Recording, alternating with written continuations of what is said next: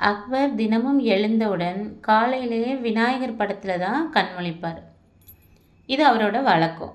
ஒரு நாள் அக்பரோட அறைக்குள்ளே எதிர்பாராம ஒரு சிப்பாய் ஒருவர் வந்துடுறாரு. அக்பர் அந்த சிப்பாயோட முகத்தில் முழிக்கிறாரு. அக்பருக்கு சிப்பாயின் முகத்தில் முழித்த நாள் ஃபுல்லாகவே ஏகப்பட்ட பிரச்சனை வருது. ஒருவேளை நம்ம அந்த சிப்பாயோட முகத்தில் முழிச்சதுனால தான் இத்தனைக்கும் காரணமோ அப்படின்னு சொல்லி அவர் யோசிக்கிறாரு. உடனே என்ன பண்ணுறாரு, அந்த சிப்பாயை தூக்கில் போடுங்க அப்படின்னு சொல்லி உத்தரவு போடுறாரு.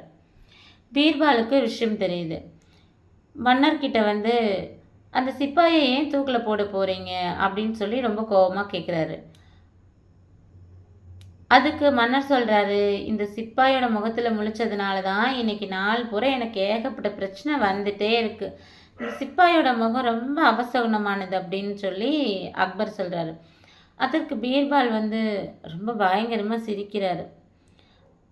அக்பர் ஏன் இப்படி சிரிக்கிற அப்படின்னு சொல்லி கேட்கும்போது பீர்பால் சொல்கிறாரு, நீங்கள் அவனுடைய முகத்தில் முழிச்சதுனால உங்களுக்கு பிரச்சனைகள் மட்டும்தான் வந்தது.